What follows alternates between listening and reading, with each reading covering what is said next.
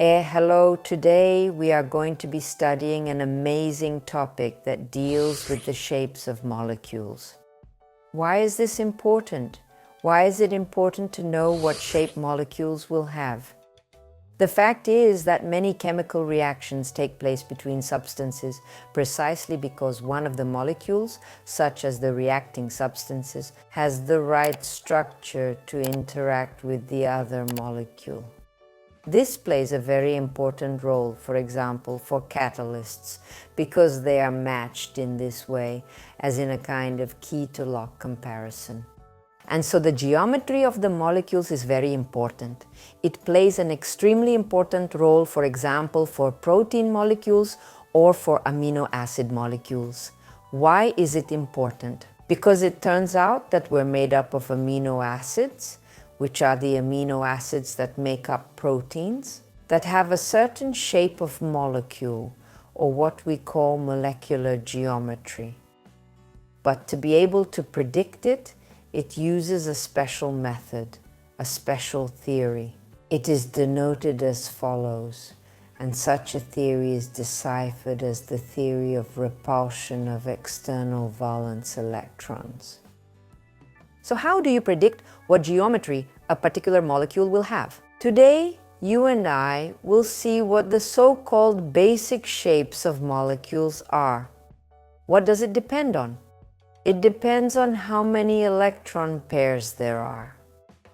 Further, the shape of the molecule itself can be accordingly with different structures. For example, it can be linear, it can be angular, it can even be tetrahedral, octahedral, and so on. In each of these molecules, there will be a certain so-called valence angle, which allows you to visualize how that molecule will be in space. We're going to give examples of these molecules today as well. Let's break down what the basic molecules are. If there are two electron pairs in common, then the shape of the molecule is called a linear molecule. What does such a molecule shape look like schematically? Let's say we have a central atom of some kind, and two other atoms connected to each other. Notice that this shape does resemble a line, and accordingly the valence angle.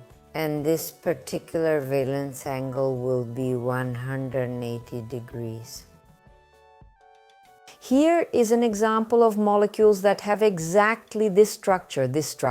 This could be beryllium chlorine 2 when it's in a gaseous state or when it's combined with fluorine or bromine. And it could be molecules that, like beryllium, like magnesium, for example, would have two electrons at the outer level. This is why two electron pairs are formed.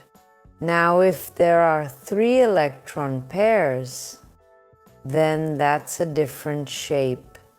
It's called, accordingly, it would be a flat trigonal structure. What does it look like? Well, the particle that is the central atom is connected to the other particles as follows. And it's actually in the same plane, so that's why it's called that. And it is triangular, hence the name trigonal plane. So what will be the structure of our angle accordingly? What will the angle be?